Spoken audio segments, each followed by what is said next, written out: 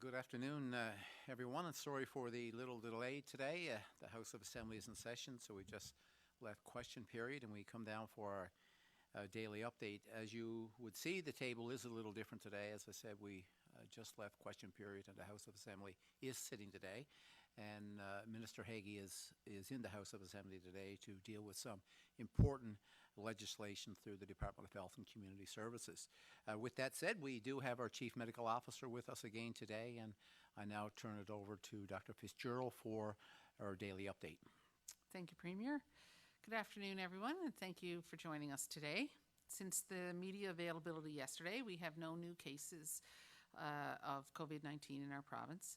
The total number remains at 259. We have 241 cases in Eastern Health, 8 in Central Health, 4 in Western Health, and 6 in Labrador-Grenville Health. 53% of cases in our province are female and 47% are male. By age, we have 22 people under the age of 20, 38 between 20 and 39, 39 between 40 and 49, 56 between 50 and 59, 57 between 60 and 69, and 47 who are 70 and above. 4 people are in hospital due to the virus, and 2 are in intensive care. 241 people have now recovered, and in total we have tested 9,139 people. While another day with no new cases is definitely a promising step in the right direction, we will be closely monitoring this week and the next for any potential fallout as people begin to double their bubbles. I cannot stress to you enough that strictly following the orders at every alert level moving forward will be critical to our success, and I thank you in advance for your patience, understanding, and cooperation. As we navigate the next few weeks and months, we must remain steadfast in our efforts to protect our families and our vulnerable populations. The risk of COVID-19 is still very real in our communities, and we need to be extra vigilant to help mitigate this threat. The public health measures we have so diligently practiced are now embedded in our daily routines and must continue for the duration of this pandemic. This includes keeping a safe physical distance from others in public spaces, washing your hands often and well, covering coughs and sneezes, and staying at home as much as possible, and especially when you're feeling unwell. These measures will remain our best defense and will help prevent future outbreaks of COVID-19. I would like to acknowledge today the stress and worry prevalent right now among our business community. Business owners and leaders have expressed concern for their staff, the economic impact of COVID-19 on our province, and about what will be required of them as we move forward to Alert Level 4 in the coming days. We know your main priority right now is to reopen safely for the staff and public, and we will work with you to support you in doing so. I am mindful that every measure we introduce will have consequences beyond the control of COVID-19. This pandemic has been about balancing the benefits of these measures with the risks. I was happy to meet with the business community this morning to help inform the path ahead and look forward to working with them in the future. We have laid a solid foundation for moving ahead with COVID-19, and as we navigate the next level, I hope you will find peace and comfort in knowing how far we have already come thanks to our collective efforts, support, and determination. The path ahead may not always be easy, but together we will see this through. Tough times never last, but strong and resilient people do. Hold fast, Newfoundland and Labrador. Thank you. Well, thank you, Dr. Fitzgerald, for today's update. I guess now sitting at day number 4 of reporting what is no new cases of COVID-19 in Newfoundland and Labrador. I will say that we've seen in the news lately, and disappointed to hear that over the weekend, approximately some 90 staff members of Eastern Health came into contact with a patient who had previously tested positive for COVID-19. So, as Dr. Fitzgerald has said, the staff members are following, like everyone else, are following the health guidelines at this very moment, and they are self-isolating for the next 14 days, and their symptoms are being monitored. They have been all tested, and none of them has come back to be positive, so that is good news. So the steps that these 90 people are currently taking is important, is precautionary measure on behalf of Eastern Health. So our message to these essential workers who are self-isolating at this time is we want to thank them for what they've done and what they will continue to do. It's those essential workers that we cannot say thank you enough. You have been the front lines and supporting the people of this province for many years, and you're doing so in what is one of the most darkest moments in terms of healthcare. And certainly in this pandemic time, it's the unknown that can create and add to that stress. Now it's time for you to take care of yourself and do what is necessary to protect yourself, your coworkers, and your family. So we indeed are thinking about you. We do know that the additional stress that this has caused can be challenging, both in your careers, your family, who are, I'm sure, thinking about you as we are. Please know that we will continue to be with you to support you. You have supported us as a population for many years, and we will now support you at this time. We spent yesterday a fair amount of time talking about mental health, as this is Mental Health Week, and the supports that we have put in place for those people that need it.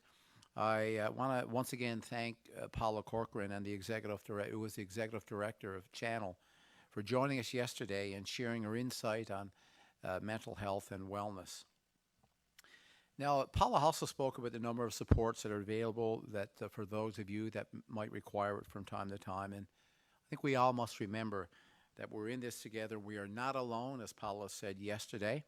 The website Bridge the Gap is one that we speak about quite often, and that's Bridge the Gap with GAPP in Gap, which says there's a list of supports and resources that are available for both the young and the adult. So reach out. You will find a lot of information there that could support you if indeed you feel to the point where you need to reach out.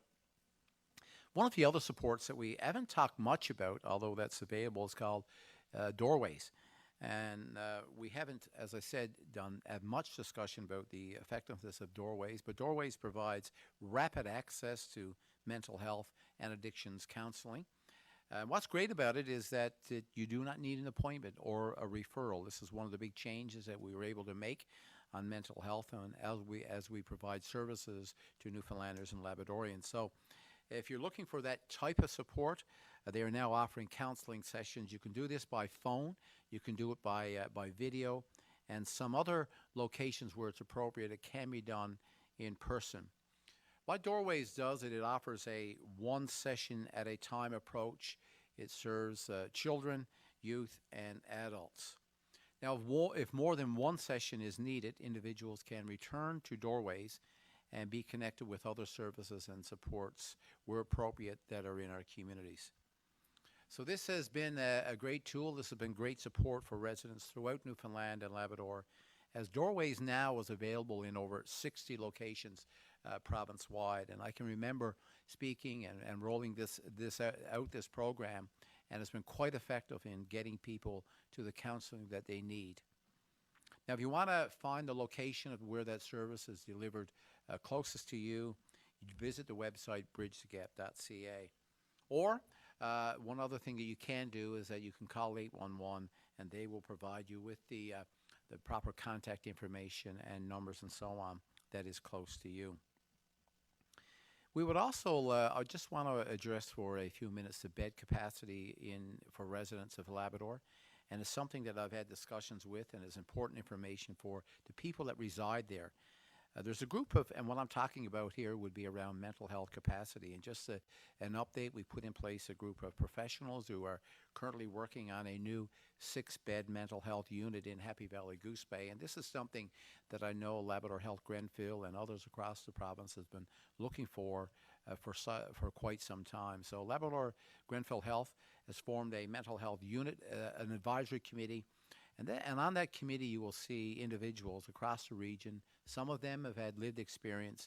Some of them are Indigenous partners. And this group is put in place to inform the development and the design of this new 6-bed unit. So we are pleased to hear that the project is now entering into the final planning stage, and building will begin and construction of this 6-bed unit in the coming months. This is a project that will provide even further mental health supports to the residents of Labrador. If If I could switch gears for a moment to talk about the areas that are being discussed in the House of Assembly today. It's a different setting up there. We have about 10 members that are currently in the House of Assembly, and they're bringing in and dealing with some very important legislation. And as I mentioned in my opening, this is the reason why Minister Hagee is not with us today. He is in the House of Assembly. So we put a number of supports in place during the pandemic to help you and your family and your businesses and various industries in Newfoundland and Labrador. And some of this work requires some bringing back the House of Assembly from time to time. These supports are in every community, and therefore in particular to protect some of the most vulnerable. And today there's a number of legislative pieces that will deal with these very issues.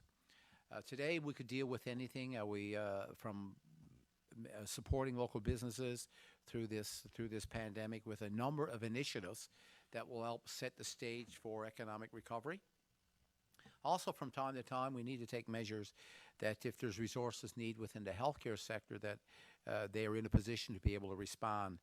Today, there will be in the House of Assembly, there will be a piece of legislation introducing an amendment for pharmacists. And it will allow the Newfoundland and Labrador Pharmacy Board, and this is a group that actually license pharmacists in Newfoundland and Labrador if they see fit or have a requirement to issue an emergency registrations to pharmacists or pharmacy technicians. So if there is an area of immediate need for the service due to an actual potential threat to public safety, health and welfare, or if the federal minister makes that request. So this is really in the planning stages and just in case we need to respond to an outbreak with this virus in Newfoundland and Labrador. Also today, they're dealing with a piece of legislation around health guidelines and physical distancing. And what we're looking at in the House today is making amendments to the Wills Act, Notaries Public Act, the Commissioner of Oaths Act, and the Registration of Deeds Act. So what this will do today is it will allow lawyers, those that are in good standing with the Law Society of Newfoundland and Labrador, to witness documents which will include audio-visual technology. So this means that those documents can be witnessed remotely, given the fact that it's often now difficult to practice physical distancing in those types of practices. Also today, we're looking at making changes to the Public Health Protection and Promotion Act Amendment. And this will follow up, this will allow for such things as the Minister of Justice, upon request in consultation with the Minister Hagee and Dr. Fitzgerald. So what it does, it allows peace officers to detain individuals and to convey individuals to a point of entry in the province and allow inspectors to even stop motor vehicles. So these are really just tightening up our borders as we relax measures, as people move, as Newfoundlanders and Labradorians move around. And the idea here is to make sure that those are coming in would be for essential workers. All of this work is to support you and your family during this health pandemic. It's about putting the necessary supports in place and proper planning and maintaining what we already have, what we've already learned in our lives to adjust what is now a new normal. So we'll continue to work together as we support each other, and this is where we will see change. We've been having quite a bit of momentum in recent weeks, but we do not want to lose that momentum by relaxing measures and introducing the virus into our community, if indeed we can put measures in place to curtail that. So we all know that it doesn't work unless we are working together. The time is now. We are still in Alert 5, moving to Alert 4 on Monday of next week. So we thank you for all the for how you have adapted your life in what is becoming a new normal for Newfoundlanders and Labradorians. But it's important now that we continue to support each other as we want to stop the spread of COVID-19. So with that said, I will now turn it over to the media for questions for today. Thank you, Premier. For the benefit of our speakers, we have 7 reporters registered for today's call. Each reporter will have the opportunity to ask 2 questions and 1 follow-up. We suggest that you not ask rumor-based questions. The purpose of these briefings is to address COVID-19 issues. All other government-related issues should be directed to the appropriate department or agency for response. Reporters will ask questions in the order they registered for today's call. I will ask each reporter by name to ask questions. Please do not press star 1 until your name has been called. Following this, should time permit, reporters will be individually asked for single questions. This call will end at 2:59 p.m., and further questions can be emailed. Our first questions today are from Peter Cowan of CBC News. Please go ahead. We've heard concerns from unions that they weren't told when those around 90 healthcare workers needed to be isolated. Why wasn't that communicated to them? Well, this decision was made with the Eastern Health. I was asked today in the House of Assembly when we became aware of it. I know at the morning briefing yesterday, I did not know that, and at the update that we gave at 2:00 yesterday was not something that we were aware of at the time. So unions work closely with the Eastern Health Authority, and at the point when we became aware of this, of course, we were. I know there were calls made to Eastern Health then. So it's important, I think, that, the individuals, you take the appropriate reaction or, response to this. I believe they've been able to do that with self-isolation that have been put in place. And these workers are now self-isolating, not even in their own homes. I think they're at outside in hotels or motels somewhere. So it's important. We recognize the impact this is having on families. But we also know that, the tests are being put in place. All those have been tested. And so far, those tests are coming back normal, what's been back. And, hopefully that trend will continue. Dr. Fitzgerald, this person had 2 negative tests. So by that standard, they were considered recovered. But then they had a further positive test. What should we read into that? Is this a problem with testing, or is this a problem with the procedures we have in place? So the definition of recovery is someone with whose symptoms have resolved and have 2 negative tests. So I can't comment as to the actual situation of that individual patient. So that's the definition of recovery. The test itself is quite sensitive. So if there are any particles, and it detects the RNA that's in the virus, that's the genetic material that's in the virus. If there is any of that RNA present, then it's at a level that's high enough to be detected, even if it's just very faintly, it will be detected by that test. So you can actually have particles of RNA that are not a part of a live virus be detected, and that is unfortunately something we see with these types of what we call nucleic acid tests. So that is possibly one explanation in this situation, but the details of it, again, as I say, I can't speak to the details of an individual patient, but that's certainly something we see with these types of tests. So it doesn't mean that the test is inaccurate. It is just something that we see from time to time with these types of tests. And on a different subject matter, we've heard from family members who are worried that for long-term care homes, if there are people who test positive, that Pleasant View Towers is going to be one of the areas where they're all brought together for other residents in the facility. Does that put them at increased risk of being able to contract the virus, especially with the way we've seen it go through other facilities elsewhere in Canada? So I think we have to remember that if we are if anyone is significantly ill, of course, there will be and need to have hospital care. That will happen. It's difficult to isolate people in some facilities, and so if we need to isolate them, a place like Pleasant View Towers, which has single rooms, is certainly a more appropriate place to be isolated. These units in Pleasant View Towers are quite separated from each other, and they are locked units. The staff will not be moving from unit to unit. If someone is working on that unit, they will stay there. And, so all of these things have been thought through, certainly to reduce the risk in every way possible.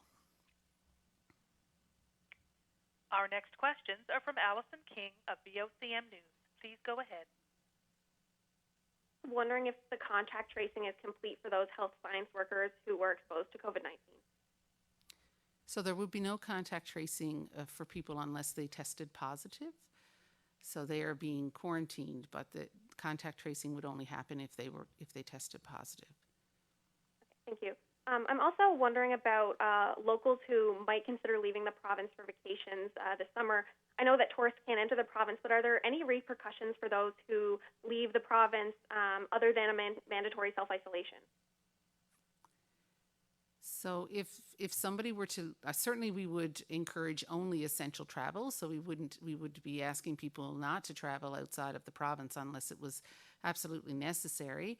And if those people were to return to the province, there would be a mandatory 14-day self-isolation period upon return. Right, thank you.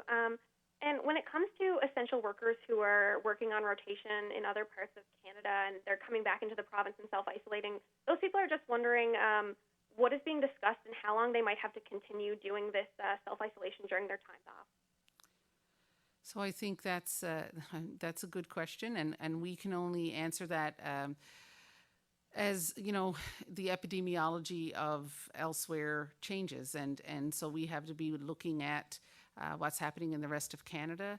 But certainly we have seen significant outbreaks in areas where people have been returning, such as Curl Lake. So I think that in and of itself is evidence that we do need to be cautious in these situations. So it will continue for now. Thank you. Our next questions are from Kellyanne Roberts of NTV News. Please go ahead.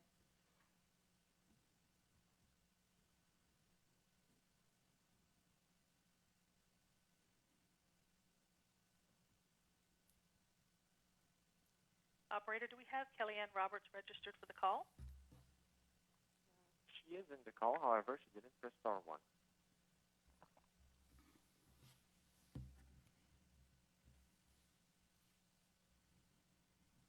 Okay, Kellyanne, we're going to come back to you. We're going to go to Peter Jackson of the Telegram. Please press star 1. Hi. Hi, Peter. I'm curious to know, related to the legislation about stopping individuals and vehicles, there's been a little bit of talk about how these health orders tend to suspend individual rights like peaceful assembly, freedom of movement.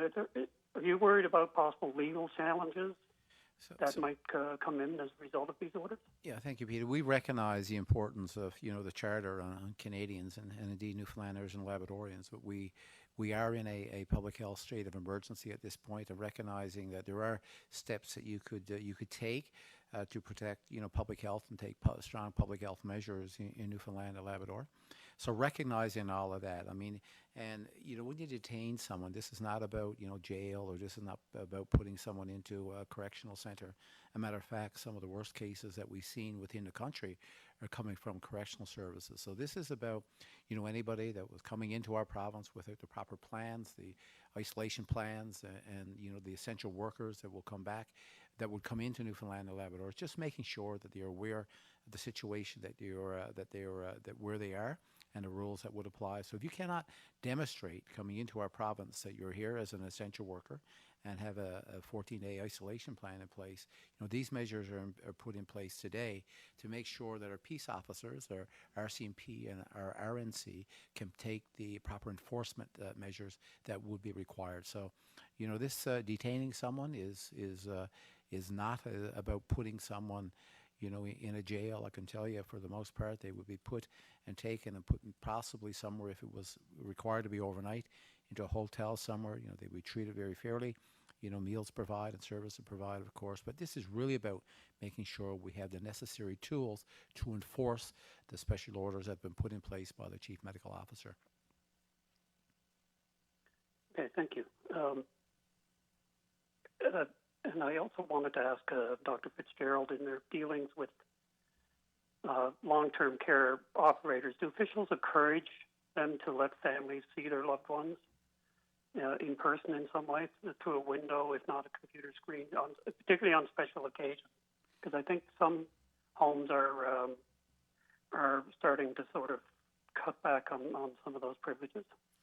Well, certainly we encourage connection, social connection, and that's very important in people who live in long-term care and personal care homes. So we do encourage still that that the operators of these homes would participate in some social connection with family members for their residents. Absolutely. So Peter, this is an issue where, as the chief medical officer said, social connection. And if residents that are in personal care homes or long-term care sites, it's important to have some kind of connection. It's unfortunate that given the measures that were put in place by our chief medical officer, that it visitation became a bit of a problem as we introduced the potential of introducing the virus to those long-term care homes or personal care homes. And we need to look no further than jurisdictions and provinces like Nova Scotia and Quebec and others, and realize that these are some of the most vulnerable that we have. And when it gets inside of those buildings and those institutions, that it's very difficult to control. And so it's really about making sure that we stay socially connected. We know that this impacts mental health. We also know that mental health for a lot of our seniors and most vulnerable also impacts their physical health. So it's important we do whatever we can to stay socially connected, even a phone call, as I said so many times. It's unfortunate those measures had to be taken, but it was about the safety of those residents. Okay, thank you. Peter, did you have a follow-up question?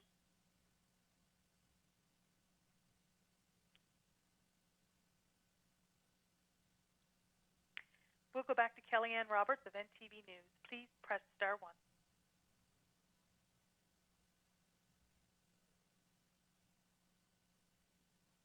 And those employees there that are now having to self-isolate. You say you weren't informed till after yesterday's briefing. Why was there such a lag in you and the government being informed? So missed the first part of your question, but is it about Eastern Health, Kellyanne? Yes, sorry. I'm wondering why there was such a lag in you being informed about the situation when some of those workers found out on Sunday.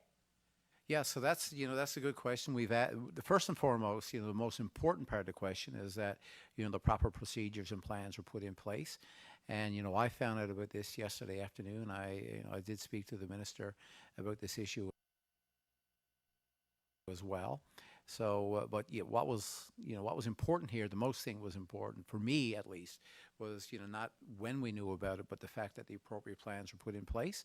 And of course, we know that this is Eastern Health. From what the feedback that we've been given and the response has been that the appropriate measures were put in place, as they are the authority to deal with their staff at this particular point in time.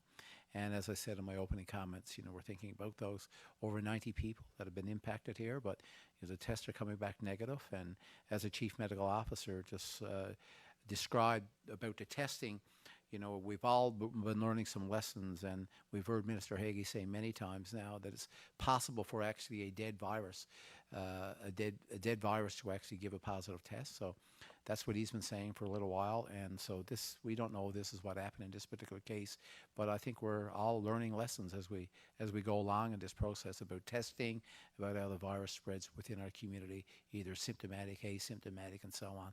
So it is an evolving situation, but we're very pleased to be able to say that so far the tests are coming back negative for those that were impacted. Thank you. And Dr. Fitzgerald, I'm wondering if you can speak, knowing that I'm going to call them dead cells at this point, are essentially testing negative. Obviously, this is changing our procedures and the way we approach this. How are we rewriting policy to adapt to this? So getting a positive test will, we have to react to a positive test as we would any positive test, which is what happened in this situation. And this has been a possibility with this test, with any of these types of tests. We use this type of testing for many other viruses. We use it for influenza and numerous other viruses. So we know that, no test is 100%, and we have to take this into account. And we do know that sometimes you can have pieces of the RNA in there that we detect. So our policies have been developed with that in mind. Thank you. And I'm just looking at numbers. We're averaging over 170 tests almost daily. Obviously, we know the capacity of our centers are much higher than that. Is this just the amount of people that are coming forward with symptoms, or is there a lag somewhere else in the system? No, that's anyone who's coming forward with symptoms is getting tested as quickly as possible. That's just, the fact that everybody has been physically distancing and staying at home more has made a difference for all kinds of symptom spread or disease spread. And so we're seeing a reduction in not just, we're seeing a reduction now in COVID, but we're also seeing a reduction in other types of influenza-like illnesses as well. So, this social distancing and staying at home does wonders for reducing the spread of most respiratory viruses. And I think just a reminder, too, that these are people tested. These are not the number of tests.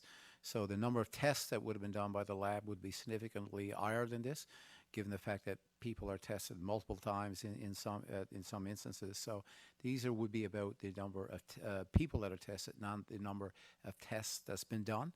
Also in areas where, if you look at Eastern Health, where some well over 90%, probably 94% now, we've had those positive tests, we've been able to actually do, if you compare it to the national standard, we'd be in the middle of the pack. So, there's been no restrictions on the testing.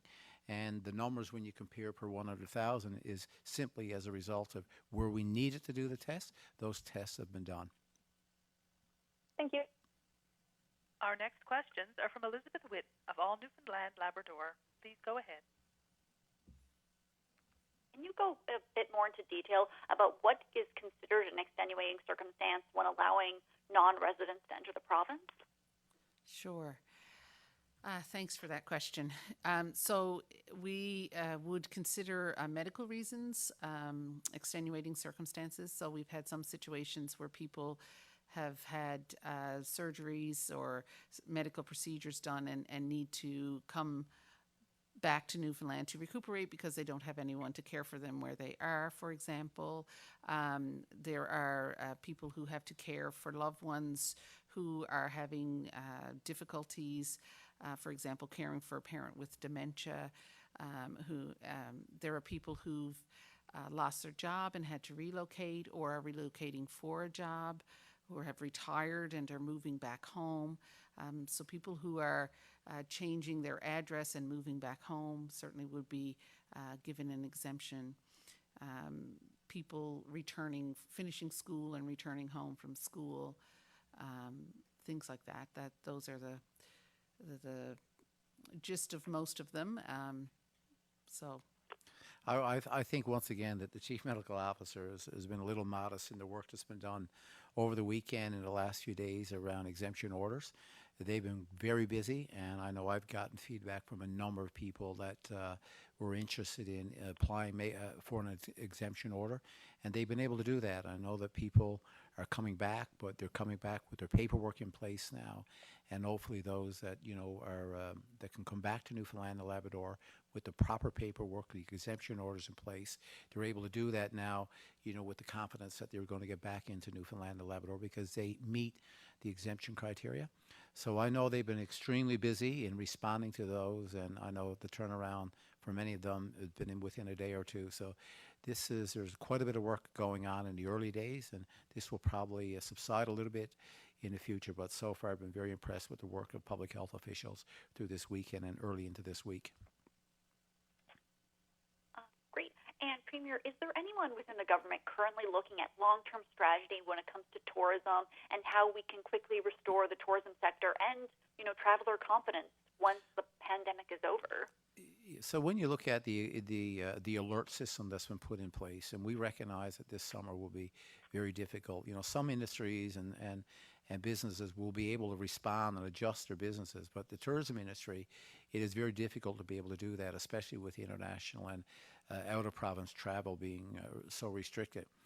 And so we will, we've taken the advice of the Chief Medical Officer. We need look no further than south of the border when we see what happens when politicians get involved on public health orders. That is not something that we're prepared to do. But what we are prepared to do is work with the businesses that will have difficulty. And so we're working with those groups. The tourism industry is a big focus for us because we want to make sure that coming out of the health pandemic, we have a good, strong business community that we're ready to rebuild this economy on. So yes, we'll be working closely with the tourism industry, like we will with other businesses as well, but realizing they're one group that will find it very difficult to respond quickly to this because of those restrictions. And I was also wondering, do we currently know how many healthcare workers are self-isolating in total, and if any have tested positive? So the number that I would have with healthcare workers self-isolating, so that would, Anyone in the healthcare industry, so, from even including, janitorial staff to doctors. so 203 would be the latest update that I would have had, and that would have been as of today. So they would be the number of staff that would be self-isolating. And the number of them that would have tested positive would have been 16.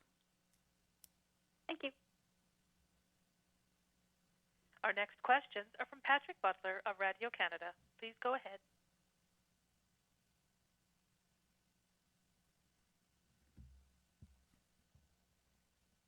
The new measures for enforcement, Premier, you said people could be reconveyed to the border. There could be checks. People could be stopped. There could be vehicle stops. I'm just curious, who are you targeting here? And specifically, I'm assuming this would be people who aren't from Newfoundland. Why take them to the border? And what's in place to ensure due process for this sort of thing? Well, I think many people were concerned about what would happen if people would just showing up at our borders, and they would be coming into Newfoundland and Labrador, and with them they would be bringing COVID-19 with them. So this is really this is based on the principle as we start to relax measures within Newfoundland and Labrador. It was important, number one, that we have the proper PPE in place in case we needed to respond to an outbreak, making sure that the capacity was within the healthcare system that we could respond.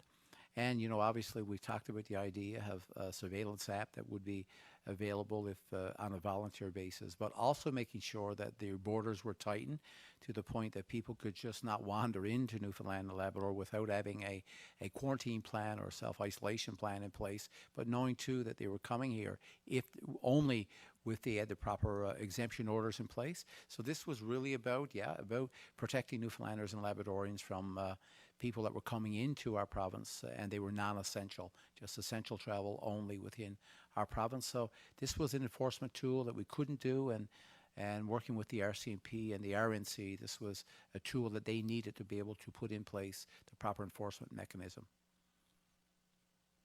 How can the government justify having had a plan and a stockpile of equipment to use in the case of a pandemic, and then to have allowed that material to expire, to not replace that material for what you can only assume would be for financial reasons? How do you justify that taking place? Well, it's a good question, and it's one that we've been. I know Minister Hagee just answered that in the House of Assembly, that realizing that this stockpile had expired prior, and this decision was made prior to 2015.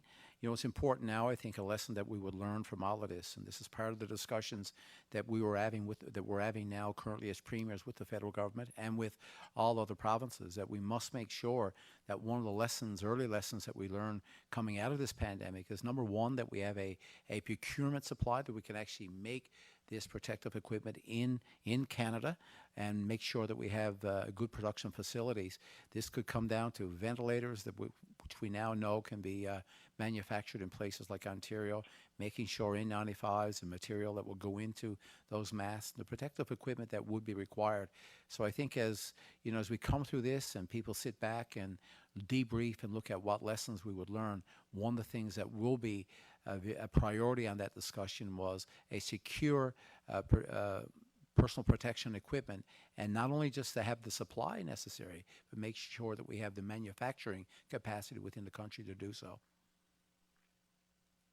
But do you personally have a regret that we did have a supply, and then in the years that followed, many of which you were premier for, that this supply didn't exist anymore?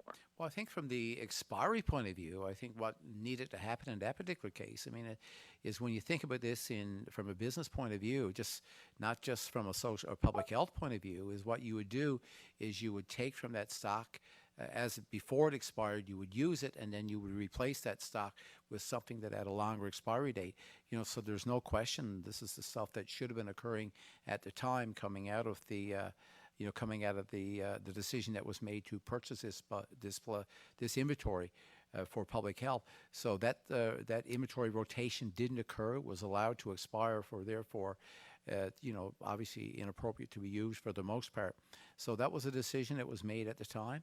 It's important now that the lesson we learned coming into this, that we make sure that we can maintain a good supply of PPE, because recognizing there's going to be a demand on PPE, just not for public health, but for many private sector groups as well. We're seeing PPE used in fish processing plants as an example this year, where last year would not have been. So PPE, I think, going forward will be important discussion that we will need to have, both on manufacturing and an adequate supply. No question about that. Our final questions today are from Kevin Bissett of the Canadian Press. And operator, this call is scheduled to end at 2:59 p.m. If the reporter's questions haven't been answered, I ask that you keep the line open, please. Please go ahead, Kevin. Press star 1. Pretty quick questions. You mentioned about the staffing of the border points. I wonder if you could explain who is staffing the border points to stop and question people when they arrive. Is it just the RCMP and the GNC, or are you using other enforcement officers like Fish and Wildlife and Forestry, as some other provinces are doing? Yeah, there's a combination, and sometimes it's determined about where the point of entry would be within. As an example, in St. John's Airport here, we would see the RNC, we would see public health officials. If you're in the Marine Atlantic, you would see officials from Fishery and Land Resources. If you're in Labrador West, you would see the RNC along with the Quebec Police that would be used there. And in the terminal in Walbush, you would see some public health officials as well. So it's a combination of people depending on where that point of entry would be. But the RNC and the RCMP are largely in part and responsible for the enforcement of those measures. And so do all have the authority to turn people around, and how many have been turned back? The RCMP peace officers would have the authority to turn people around, and that would be the RCMP and the RNC for sure. And I'm not too sure where the work of the Fisheries and Land Resources would be at this point, but the RCMP and the RNC for sure. And how many have been turned back at this point? So far, I wouldn't be aware of any that would have been turned back. The House of Assembly and the measures and the enforcement legislation that's required to support the RNC and the RCMP at this point is going through the House Con, I guess, as we speak. All right, thank you. Thank you very much. The time for questions has ended. We thank you very much for tuning in today. Please join us again tomorrow at our regular time of 2 p.m., 1:30 in most of Labrador. Have a great evening.